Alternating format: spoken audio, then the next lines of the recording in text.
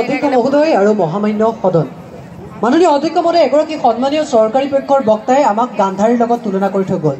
সেইগৰাকী গান্ধাৰী যিগৰাকী গান্ধীৰে নিজে কৰা ভাল কামৰ বাবে মহাদেৱ শিৱৰ পৰা বৰ লাভ কৰিছিল মাত্ৰ এবাৰ চাই নিজ পুত্ৰ দুৰ্যোধনৰ গোটেই শৰীৰটোৱে শিললৈ ৰূপান্তৰিত কৰিব পৰা সেই ঐশ্বৰিক শক্তি নিজৰ হাতত ৰাখিছিল একবিংশ শতিকাৰ তেনে এগৰাকী গান্ধাৰী হ'বলৈ পালে আমি ভাল পাম অধ্যক্ষ মহোদয় নতুন যুগৰ নতুন পুৰুষ ভাবিছিলো নতুন দিগন্তৰ সূচনা কৰিব কিন্তু তেনে নহ'ল যি শিক্ষা ব্যৱস্থাৰে শিক্ষিত হৈ আজিৰ সন্মানীয় সদনত বিষয়বস্তুৰ পুংখানুপুংখ বিশ্লেষণ কৰি যুক্তি প্ৰদৰ্শন কৰাৰ পাৰদৰ্শিতা অৰ্জন কৰিলে সেই শিক্ষা ব্যৱস্থাকে আজি সম্পূৰ্ণৰূপে ব্যৰ্থ বুলি কৈ ঠাই পাত ফলাৰ যি চূড়ান্ত নিদৰ্শন দাবী কৰিলে প্ৰত্যেকগৰাকী সন্মানীয় চৰকাৰী পক্ষৰ বক্তাই তেতিয়া বিৰোধিতা কৰিবলৈ বাধ্য হলো এনে এখন বিধেয়কৰ অধ্যক্ষ মহোদয় আজি সন্মানীয়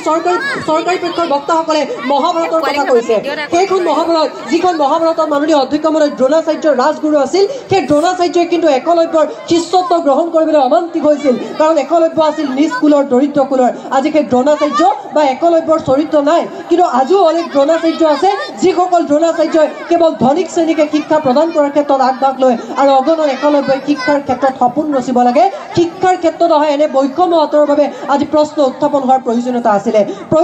আছিলে এইখন ভাৰতবৰ্ষ য'ত পৃথিৱীৰ ভিতৰতে সৰ্বাধিক শিশু শ্ৰমিক আছে অথচ কোৱা হয় 6 পৰা 14 বছৰ প্ৰত্যেকটো শিশুৱে প্ৰাথমিক শিক্ষা লাভ কৰিব লাগে বুলি অধ্যক্ষ মহোদয় মই ভাবিছিলো আজিৰ সন্মানীয় সদনত উত্থাপন কৰা বিধেয়কখনৰ সমৰ্থন জনাই চৰকাৰী পক্ষৰ আসন গ্ৰহণ কৰিম কিন্তু যেতিয়া মেলিলো ৰাষ্ট্ৰসংঘৰ শাখা সংগঠন ইউনেস্কোৰ শেহতীয়া প্ৰতিবেদন এডুকেশ্যন ফৰ অল 2023 য'ত স্পষ্ট ৰূপত উল্লেখ আছে ভাৰতবৰ্ষত মাত্ৰ 28.4% ছাত্ৰ ছাত্ৰীয়ে উচ্চ শিক্ষাৰ ক্ষেত্ৰখনত ব্ৰতী হৈ আছে যাৰ বিপৰীতে আমেৰিকা যুক্তৰাষ্ট্ৰত 83%, কানাডাত মাননীয় অধ্যক্ষ মহোদয় 88% ছাত্ৰ ছাত্ৰীয়ে উচ্চ শিক্ষাৰ ক্ষেত্ৰখনত ব্ৰতী হৈ আছে তেনেকুৱা প্ৰেক্ষাপটত উচ্চ শিক্ষাৰ ক্ষেত্ৰখনৰ প্ৰতি আকৰ্ষিত কৰি ছাত্ৰ ছাত্ৰীক আকৰ্ষিত কৰিবৰ বাবে যি সময়ত চৰকাৰৰ অদূৰদৰ্শী চিন্তা চেতনা নাই আঁচনিৰ অভাৱ তেনেকুৱা প্ৰেক্ষাপটত মাননীয় অধ্যক্ষ মহোদয় উচ্চ শিক্ষাৰ ক্ষেত্ৰত যি ব্যৰ্থতা সূচনা হৈছে সেই ব্যৰ্থতাক মাননীয় অধ্যক্ষ মহোদয় একমাত্ৰ চৰকাৰৰ যি হেমাহি সেই চৰকাৰৰ হেমাহিৰ বাবে দেখিবলৈ পোৱা গৈছে তেতিয়াই বিৰোধিতা কৰিবলৈ মন গ'ল এনে এখন বিধেয়কৰ মাননীয় অধ্যক্ষ মহোদয় ভাৰতবৰ্ষত 1114খন বিশ্ববিদ্যালয় আৰু 47,796খন মহাবিদ্যালয় আছে কিন্তু মাননীয় অধ্যক্ষ মহোদয় যেতিয়া মেলি ললো কেন্দ্ৰীয় বাজেট 2024-25 য'ত মাত্ৰ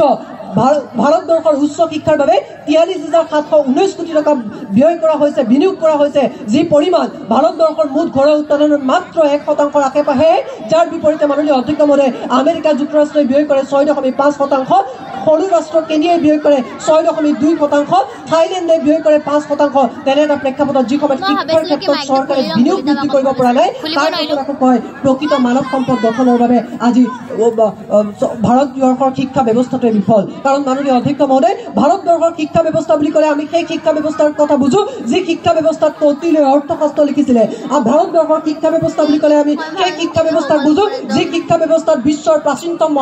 বিশ্ববিদ্যালয় এইখন ভাৰতবৰ্ষৰে নালন্দাত বছৰি 5 সহস্ৰাধিক ছাত্ৰ ছাত্ৰী আহিছিল আৰ্কিমিডিছ আইনষ্টাইনৰ দেশৰ পৰা যিখন দেশত শেক্সপিয়াৰতকৈ বহু বছৰ আগে মহাপুৰুষ শংকৰদেৱে নাট্য চৰ্চা কৰিছিল তেনে এক বৰ্ণিল ইতিহাসৰ স্বৰ্ণিল অধ্যায় থকা ভাৰতীয় শিক্ষা ব্যৱস্থাটোকে যেতিয়া সামগ্ৰিকভাৱে বিফল বুলি ব্যৰ্থ বুলি আজিৰ সন্মানীয় সদনত উত্থাপন কৰিলে তেতিয়াই মাননীয় অধ্যক্ষ মহোদয় মই প্ৰত্যেকগৰাকী সন্মানীয় চৰকাৰী পক্ষৰ বক্তাক সুধিবলৈ মন গ'ল আমি যে 10ম শ্ৰেণীত পঢ়িছিলো 3টা চকুৰ ৰোগৰ বিকাৰৰ কথা প্ৰেছ বায়'পিয়া মায়'পিয়া হাইপাৰমেট্ৰপিয়া আজি তেওঁলোকে কোনটো চকুৰ ৰোগৰ বিকাৰত ভুগিছে সেই কথা আজি তেওঁলোকে স্পষ্ট কৰি দিয়াৰ প্ৰয়োজনীয়তা আছিলে অধ্যক্ষ মহোদয় ইউনেস্কো অৰ্থাৎ ৰাষ্ট্ৰসংঘৰ শিক্ষা বিজ্ঞান আৰু সংস্কৃতি সংস্থাৰ প্ৰতিবেদন মতে 21 শতিকাৰ এখন ৰাষ্ট্ৰৰ শিক্ষাৰ লক্ষ্য হৈছে learning to do learning to know learning to be আৰু লাৰ্নিং টু লিভ টুগেডাৰ যি সময়ত সদৌ অসম চুতীয়া ছাত্ৰ সন্থাৰ দৰে ছাত্ৰ সংগঠনে লাৰ্নিং টু ন অৰ্থাৎ কিবা জনাৰ বাবে শিক্ষা আঁকোৱালি লৈ গ্ৰন্থ বিপ্লৱৰ সূচনা কৰিবলৈ গ্ৰন্থ অধ্যয়নৰ এটা পৰিৱেশ সূচনা কৰিছে যি সময়ত লাৰ্নিং টু ডু অৰ্থাৎ এইখন তিনিচুকীয়া জিলাৰে ৰঙাগুৰা অঞ্চলৰ কেইগৰাকীমান উদ্যমী মহিলাৰ নেতৃত্বত লাৰ্নিং টু ডু অৰ্থাৎ কিবা হোৱাৰ বাবে বস্ত্ৰ শিল্পক আজিৰ দিনত গ্ৰহণ কৰিছে লাৰ্নিং টু লিভ টুগেডাৰ অৰ্থাৎ একেলগে বাস কৰাৰ বাবে দেশৰ সৰ্ববৃহৎ গণতান্ত্ৰিক উৎসৱ নিৰ্বাচন প্ৰক্ৰিয়াটো ব্যৱহাৰ কৰা ইলেক্ট্ৰনিক ভোটিং মেচিনটো যেতিয়া কেইজনমান ছাত্ৰৰ জৰিয়তে নিৰ্মাণ কৰা হৈছে অৰ্থাৎ লাৰ্নিং টু লিভ টুগেডাৰ এই শিক্ষাৰ ব্যৱস্থাসমূহক এই ৰাষ্ট্ৰসংঘৰ উদ্দেশ্যসমূহ আঁকোৱালি লৈছে তেনে এটা প্ৰেক্ষাপটত মাননীয় অধ্যক্ষ মহোদয় ভাৰতীয় শিক্ষা ব্যৱস্থা কেতিয়াও ব্যৰ্থ হ'ব নোৱাৰে কাৰণ মাননীয় অধ্যক্ষ মহোদয় আমাৰ মতে